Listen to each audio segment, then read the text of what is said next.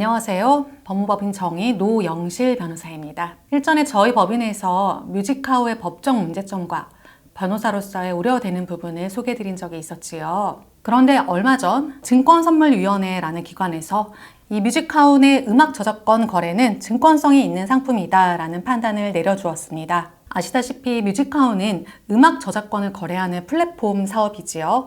그래서 뮤직하우가 원 저작권자로부터 저작권 지분 일부를 매입하고 그거를 투자자한테 판매를 하고 있고, 그러면 투자자는 보통 저작권료를 매달 받을 수도 있을 뿐만 아니라 뮤직하우 내에서 자기가 가지고 있는 지분을 주식처럼 거래할 수도 있는 플랫폼에 해당합니다. 그런데 이번 증권선물위원회에서 판단한 것은 이렇게 뮤직하우 거래 플랫폼 내에서 거래가 되는 저작권료 참여 청구권이라는 것은 주식과 유사한 증권성을 가진 것이기 때문에 금융위원회의 관리 감독과 인가를 받으라는 판단을 한 것이나 다름이 없습니다.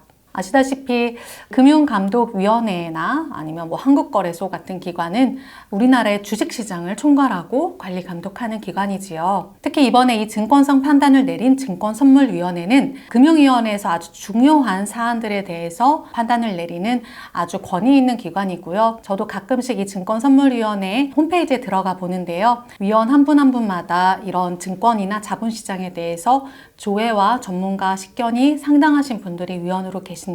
이분들이 이제 이번 뮤직하우 플랫폼에서 거래되는 이 청구권이라는 것이 주식과 다름없는 증권이기 때문에 금융위원회의 인가를 받음과 동시에 금융위가 제시하는 가이드라인을 준수해달라. 그리고 그 유예기간은 6개월이다 라고 방침을 내려준 것입니다. 그 방침은 전체적으로는 저희 변호사들이 보기에는 이 투자하신 분들의 권리를 보장할 수 있는 취지로 내려진 가이드라인이기 때문에 사실 이 가이드라인으로 인해서 뮤직하우가 위험해졌다라기보다는 뮤직하우가 앞으로 향후 더 발전해 나갈 수 있는 발판이 되겠구나 라고 판단이 들었었습니다. 사실 많은 분들이 금융위원회가 어떤 기관이길래 뮤직하우라는 스타트업 사업에 대해서 이래라 저래라 가이드라인을 제시하느냐 그렇게 보실 수도 있긴 한데요. 최근에 오스템 사건이나 신라젠 사건 같은 것을 보시면 아시겠지만 금융위원회는 이런 상장 기업들, 자신의 주식을 상장을 시켜서 시장에서 거래할 수 있도록 해놓은 기업들에 대해서 상장을 유지할지 말지,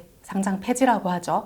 혹은 거래를 중지할지 재개할지 여부를 결정하는 아주 힘이 있는 기관입니다. 그런 상장 폐지나 거래 중지에 있어서의 판단은 뭐냐면 이 주식이 계속 거래되다가는 이 주식에 투자했던 주주들이 피해를 볼 수 있기 때문에 당장은 거래를 중지하거나 상장을 폐지해서 그 피해를 최소화하고자 하는 그런 지침을 내리는 기관인 것입니다. 같은 선상에서 이번 뮤직하우에 대해서 증권선물위원회가 판단을 내린 것, 그리고 금융위원회에서 조각투자 가이드라인을 내놓은 것 역시 모두 대규모로 투자를 받아서 그 시장을 굴리는 사업에 대해서 피해자 보호를 위해서 마련하는 지침들이라고 보시면 되겠습니다.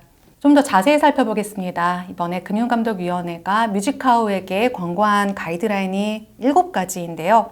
일단 투자자 자금을 분리 보관하라. 회사의 자금과 함께 보관을 하다 보면 돈의 출처가 알 수 없게 혼용이 되어버리죠. 투자자께서 뮤직하우에 지급했던 돈은 별도로 관리를 하면서 보호할 수 있는 방침을 마련하라 라는 것이고요. 그리고 더 나아가서 투자자 명의로 가상계좌를 운용해라 라는 겁니다.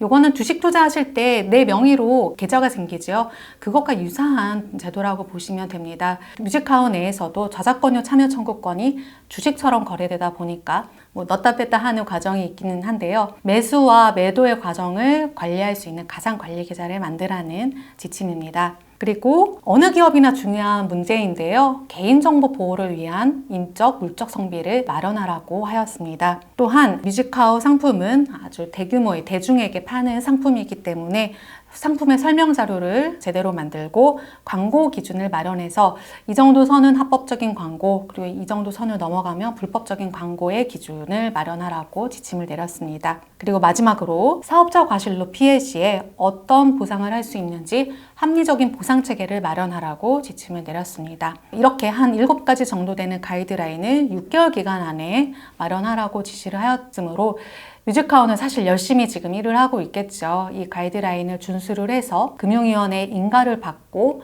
그러면 합법적인 영업으로서 지금까지 투자받은 것에 대해서도 향후 장래를 보장할 수 있을 것이고, 또한 신규 투자도 더 많이 받아서 사업이 번창할 수 있을 겁니다.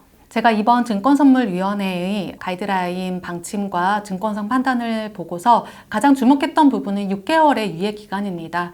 중요한 포인트인 것 같고요. 어떤 사업자께서 신규 사업을 시작할 때 내 사업이 어떤 인허가를 받아야 되는지, 그리고 어떤 법령을 준수해야 되는지는 일반인이 알기라는 사실은 쉽지 않은 영역이긴 합니다. 자금력이 있다고 하면 법무법인 선임해서, 변호사 선임해서 사업의 적법성 여부를 검토를 받을 수 있겠지만요. 그렇지 않은 분들께서는 일단은 자금을 구하기 위해서 사업을 먼저 착수하시는 경우도 되게 많습니다. 뮤직하우도 사실은 먼저 사업을 오픈하고 그리고 이제 증권선물위원회 판단을 받은 경우인데요. 증권선물위원회에서 유예기간을 줌으로 해서 기존에 투자하셨던 투자자분들의 피해를 최소화하고 또한 뮤직하우 본사가 합법적인 영업으로서 번창할 수 있는 기회까지 부여했다는 점에서 유의미하게 판단하였습니다. 네, 마지막으로 사실 6개월이 긴 시간 같지만 또 재판을 하는 변호사로서는 긴 시간은 아닙니다. 그래서 뮤직하우가 지금 아주 발빠르게 움직이고 있겠지만요. 유예기간이 좀 부족하다. 지금 여기까지 마련했는데 아직 뭐 한두 달의 시간이 더 필요하다라고 하면서 금융위원회에게 유예기간을 연장해달라는 신청을 할 수도 있습니다. 근데 결국에는 종국적으로는 그런 가이드라인을 모두 준수하고 금융위원회의 인가까지 받으려는 노력의 일환이기 때문에 투자자들께서는 조금 인내의 시간을 가지시는 것도 필요할 수도 있겠습니다. 어쨌든 뭐 지금 뮤직하우가 뭐 머지포인트처럼 나 못하겠다 이제 라고 손 놓은 상황이 아니기 때문에 시장에 동요가 있을 거라고 예상되는 상황은 아니고요. 투자자분들께서는 향후 뮤직하우가 어떤 방침을, 어떤 사업들을 다시 개선해 나가는지 살펴보시는 것이 좋겠습니다. 감사합니다.